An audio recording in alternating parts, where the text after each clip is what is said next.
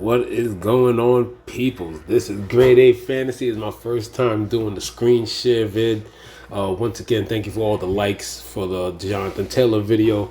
I'm actually up to over 800 and counting now, but I did a previous in my last episode or my last upload. I can't say stream. Last upload, I did a thank you for 500, but hey, man, I'm still getting the clicks and a couple of likes and a couple new subscribers, so guys, feeling pretty good about that. Today's video, as I do the screen share on FanDuel, we're gonna get back into the whole. Well, we'll go a little bit into the Indianapolis situation with Jonathan Taylor and the front office and what that depth chart is now currently looking like. And we'll also take a look at another depth chart situation in which there was actually a move made today. Maybe not a lot of people know it, but from the videos that I did, the previews of the entire slate, I did say there's going to be some chances that I thought you're going to end up with maybe a $4,000, even a $5,000 running back. Well, now we're looking at the possibility that you might be looking at having. It's the possibility that you might be looking at having a possible like 4,000 wide receiver. But we'll get into that a little later. First, we will start with pretty much, I guess you could say we're in the mid-chapter of the whole Jonathan Taylor situation, in which Jonathan Taylor did not sign. So, with Jonathan Taylor not signing, once again, I did say before, good value is with the Colts. As far as I know right now, Zach Moss, as you can see right there, and, I understand you can't always count on FanDuel to have the injury report there, so the injury report's accurate, but pretty much, as you can see, Zach Moss is still questionable with the arm. He has not really done much with the injury or whatever. Can't really do much with a broken arm. So pretty much what you're looking at with Moss is pretty much, I don't think he's gonna get the full workload. I don't think so.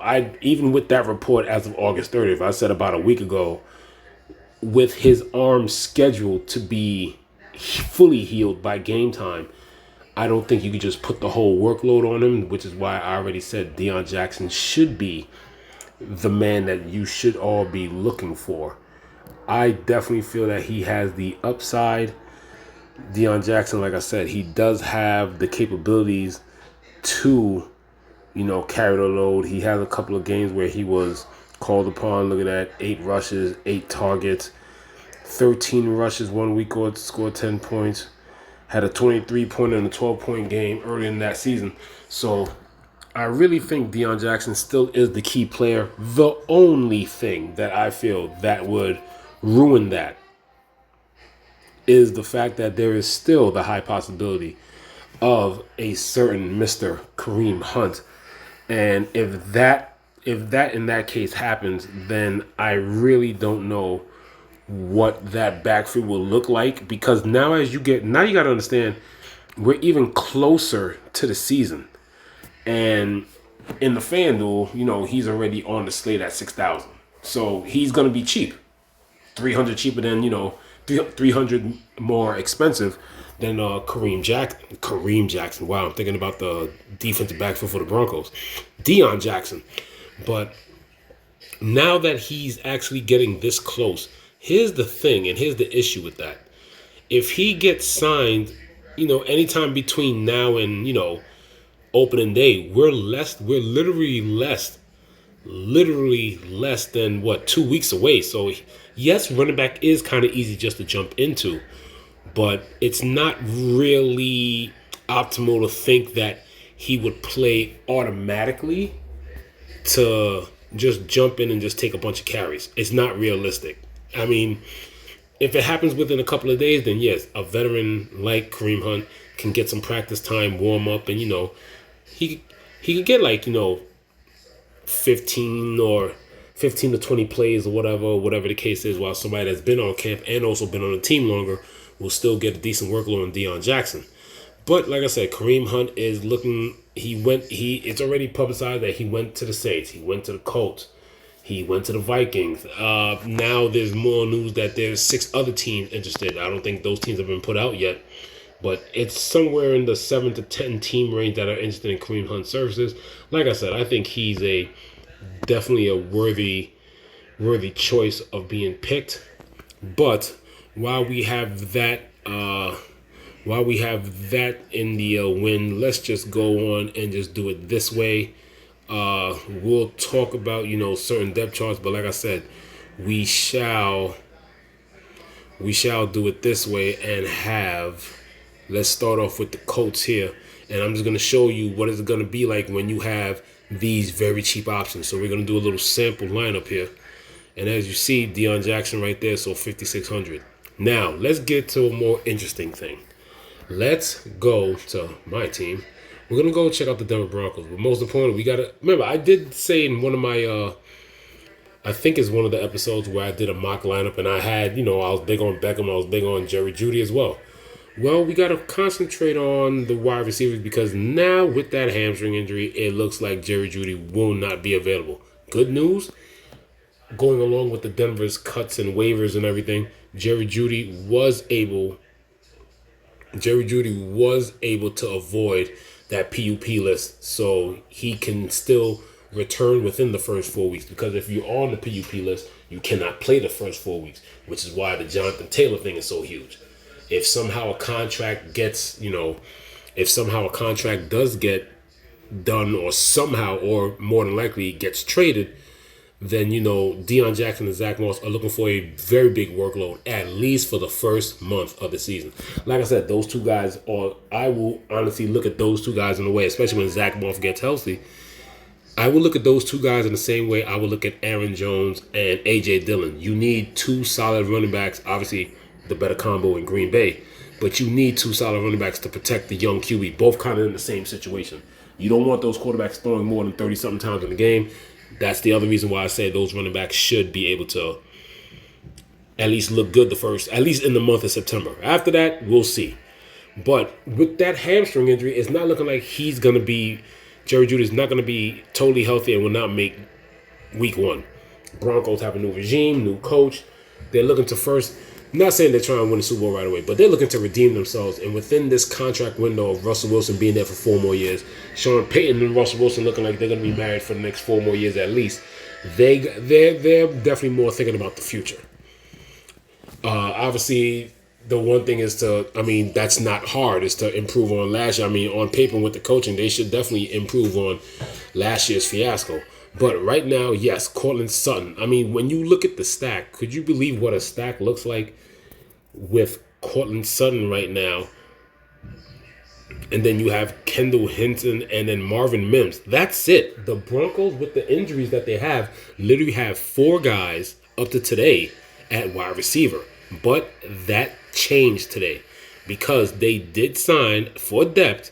They did sign off the Raiders waiver wire. I think he got cut I think he got cut today or yesterday.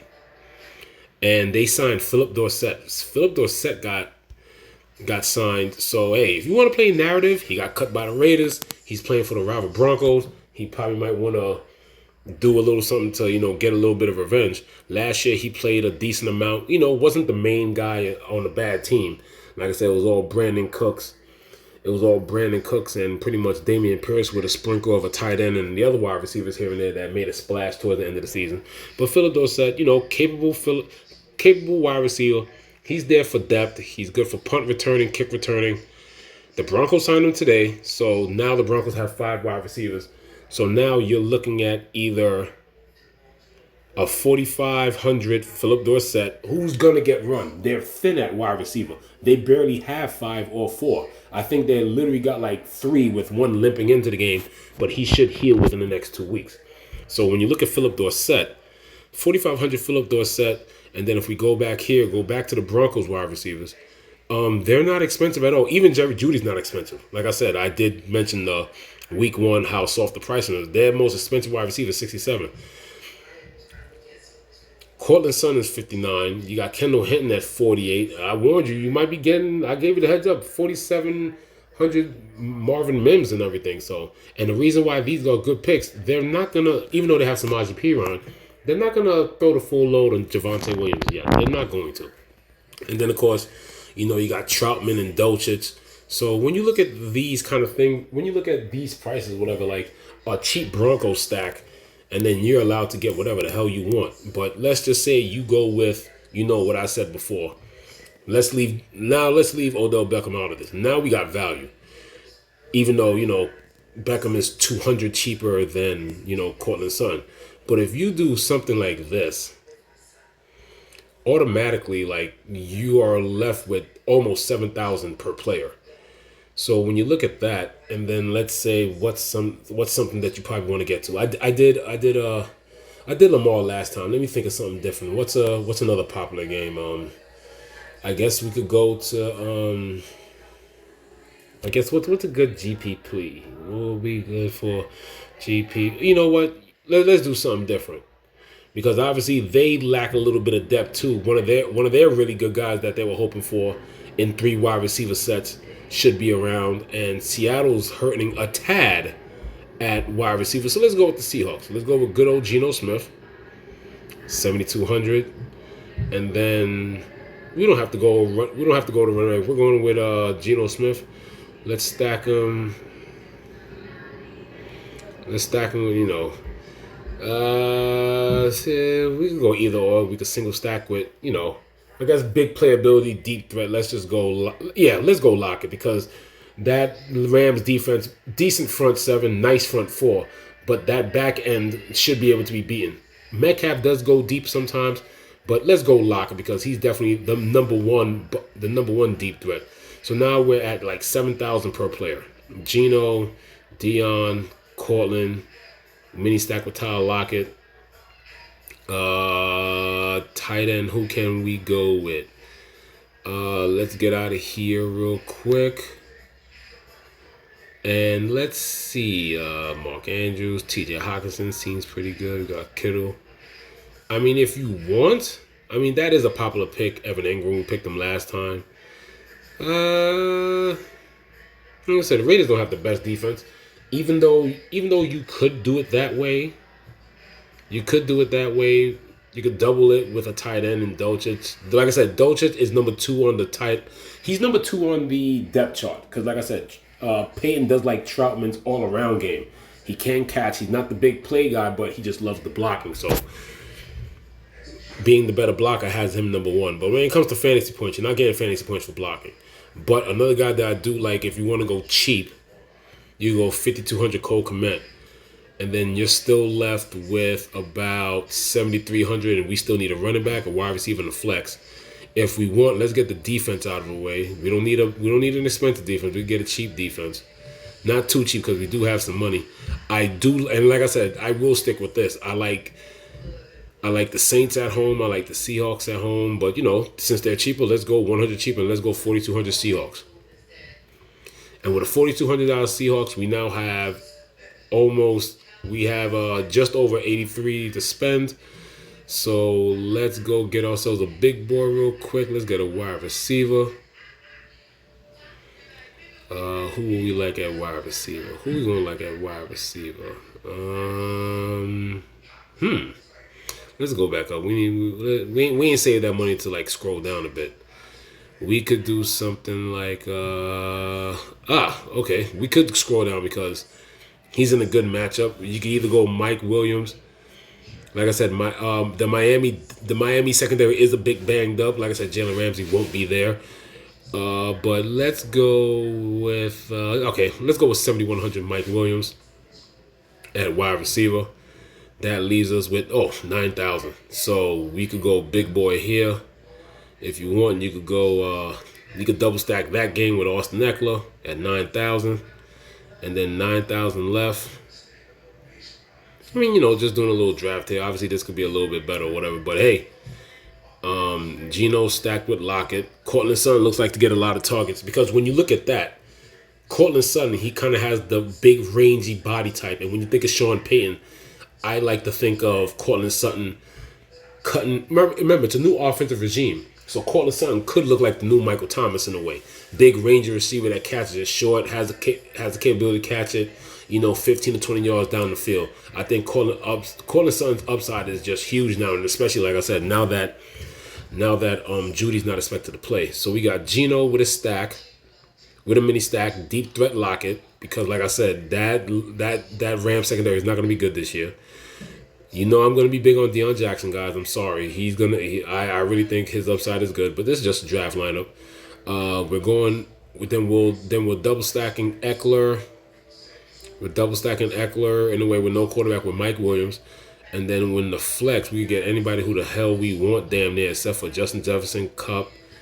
We could pretty much get Tyreek Hill, Chubb, Henry. We get Jamar Chase. If you want Andrews, but yeah, we ain't save all that money. They go Bijan, but then we're leaving way too much money on the table. I mean, that is a way to get different. But hey, why not? Why not a comeback with Tyreek Hill? Why not? Let's just say we do that. We could do a comeback with Tyreek Hill. So if you look at that, that's a draft line. But like I said, there are some guys there that are going to allow you to get like 2 or 3 big dogs in your lineup. And here, we got Seattle. We pretty much, the way this lineup came out, we pretty much stacked the 4 o'clock slate except for Deion Jackson. So you're just looking for Deion at 5,600.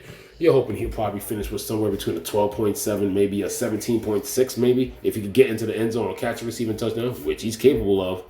So if you're looking at this, there's a possibility that this could work. Like I said, this is just a draft idea lineup. We're still messing around with things as news comes out. Like I said, I had Jerry Jeudy and Beckham in my first draft lineup a couple of videos ago, and now it's about Cortland Sutton.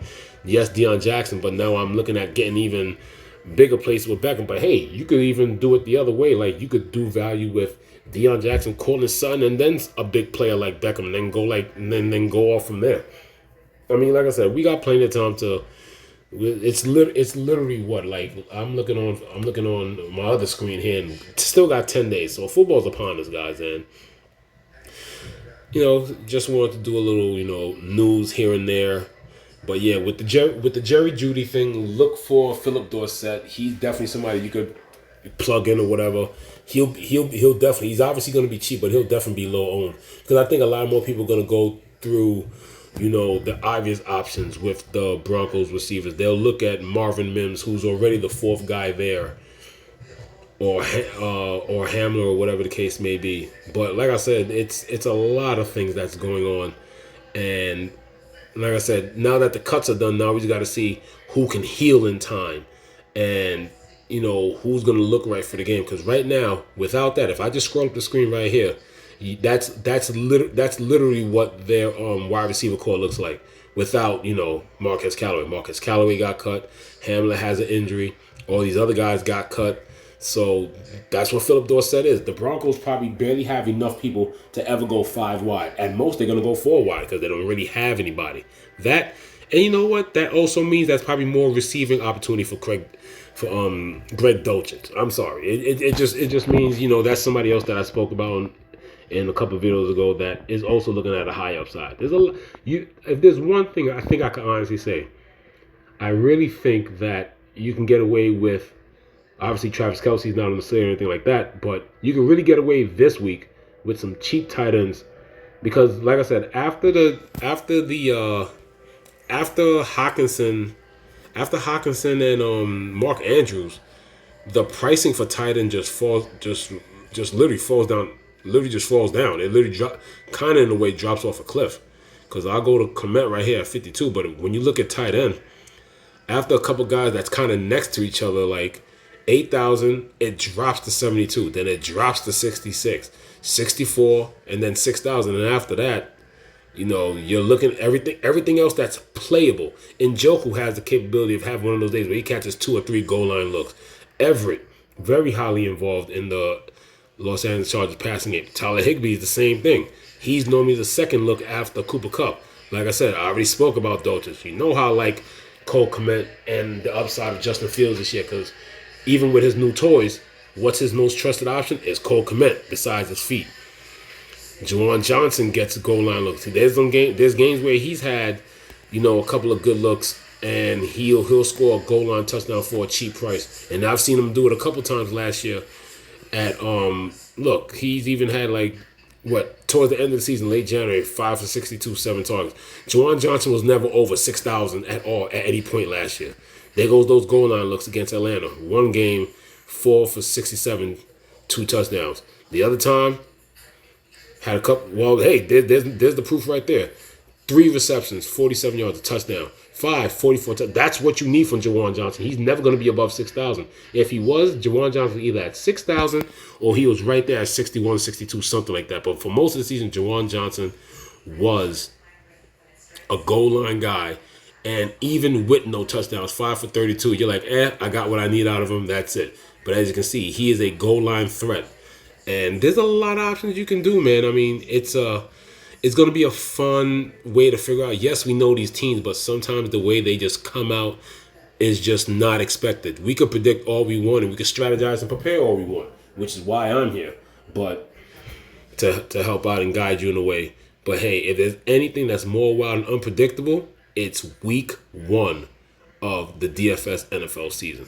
So with that, I'll be coming out with more news as, all cuts are finalized, but, injury updates will happen. We're 10 days away from the season. That was a little draft, that was a little mock draft and, updating on, big and important, once again, big and important depth chart moves. Last week, I talked about Deion Jackson. This week, you might need one of the depth of the Denver Broncos wide receivers to have cheap upside and then also allow you to get other players and boom your way up to the lineup. I mean, people are still going to get to him anyway, but now it's even easier to probably stack Justin Jefferson and Tyreek Hill if you want to go cheap on running back and then cheap at tight end and stack it with a quarterback. I mean, like I said, there's so many possibilities of what could happen. But once again, this is Grade A Fantasy. This is my first time screen sharing. Hope you liked the vid. Hopefully it came out in stunning fashion. This is Grade A Fantasy, signing off.